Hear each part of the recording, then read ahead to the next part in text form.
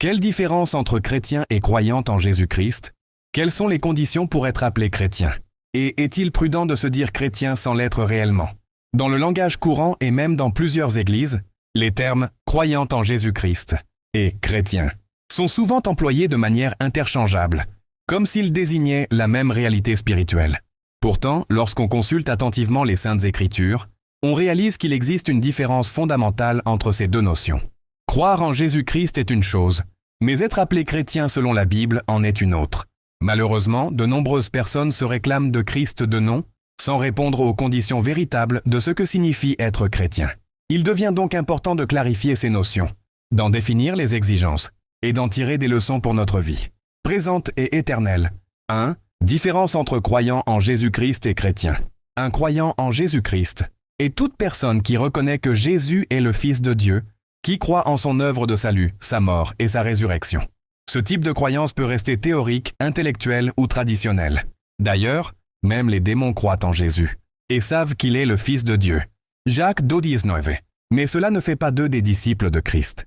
Par contre, un chrétien, selon la Bible, est un disciple de Christ, c'est-à-dire quelqu'un qui a non seulement cru, mais qui a accepté Jésus comme son Seigneur et Sauveur personnel, qui a connu la nouvelle naissance et qui marche quotidiennement dans l'obéissance aux enseignements de Christ. Le mot « chrétien » fut utilisé pour la première fois à Antioche pour désigner les véritables disciples du Seigneur. Actes 11:26. En résumé, tout chrétien est croyant, mais tout croyant n'est pas chrétien au sens biblique du terme. 2. Quelles sont les conditions pour être appelé chrétien? La Bible fixe clairement les conditions pour mériter le nom de chrétien. A. Croire et recevoir Jésus comme Seigneur et Sauveur. Jean 1:12. Mais à tous ceux qui l'ont reçu, à ceux qui croient en son nom, il a donné le pouvoir de devenir enfants de Dieu. Ce n'est pas croire de loin, mais recevoir personnellement Jésus dans sa vie et le laisser régner. B. Naître de nouveau. Jean 3:3. En vérité, je te le dis, si un homme ne naît de nouveau, il ne peut voir le royaume de Dieu. La nouvelle naissance est une transformation spirituelle opérée par le Saint-Esprit dans le cœur de celui qui croit sincèrement. C. Abandonner la vie de péché et marcher dans la sanctification. 1 Pierre 1,16. Soyez saints, car je suis saint. Le chrétien ne vit plus selon les désirs du monde et de la chair, mais selon l'esprit. D. Obéir à la parole de Dieu et garder ses commandements. 1 Jean 2, 4, 6. Celui qui dit « je le connais » et qui ne garde pas ses commandements est un menteur et la vérité n'est point en lui. Un vrai chrétien doit se soumettre aux Écritures et les pratiquer, et porter les fruits de l'esprit. Galates 5, 22, 23. Mais le fruit de l'esprit, c'est l'amour, la joie, la paix, la patience, la bonté, la fidélité, la douceur, la maîtrise de soi. C'est à ces fruits qu'on reconnaît le chrétien authentique, Matthieu 7, 20. 3. Tout le monde remplit-il ces conditions? Malheureusement, non. Beaucoup de gens se disent chrétiens par tradition familiale, par habitude religieuse ou parce qu'ils fréquentent une église. Or, Jésus lui-même a averti. Matthieu 7, 21. Ceux qui me disent « Seigneur, Seigneur » n'entreront pas tous dans le royaume des cieux, mais celui-là seul qui fait la volonté de mon Père qui est dans les cieux. Être chrétien est donc un engagement personnel, un choix de vie, une consécration, et non une simple étiquette ou une déclaration de foi en parole. 4. Est-il prudent de se dire chrétien sans l'être? C'est extrêmement dangereux.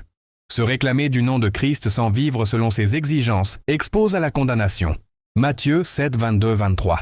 Plusieurs me diront en ce jour-là, « Seigneur, Seigneur, n'avons-nous pas prophétisé par ton nom, chassé des démons par ton nom, et fait beaucoup de miracles par ton nom?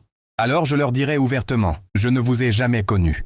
Retirez-vous de moi, vous qui commettez l'iniquité. » Porter le nom de chrétien sans porter les fruits qui l'accompagnent, c'est usurper une identité spirituelle et se rendre coupable devant Dieu. Conclusion. En définitive, il existe une différence essentielle entre croire en Jésus-Christ et être chrétien. Le croyant reconnaît l'existence et l'œuvre de Jésus, tandis que le chrétien va plus loin.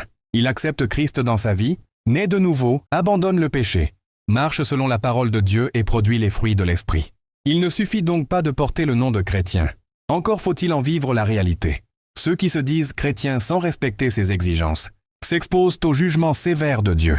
Que chacun de nous prenne le temps de s'examiner sincèrement devant Dieu, et si nous ne sommes pas encore dans la bonne position spirituelle, revenons au Seigneur pendant qu'il est encore temps.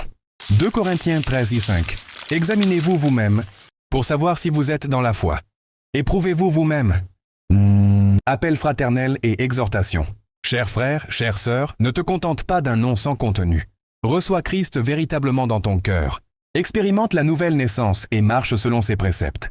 Ceux qui persévéreront dans la foi véritable et, dans la sanctification, auront part à la vie éternelle et à la gloire de Dieu.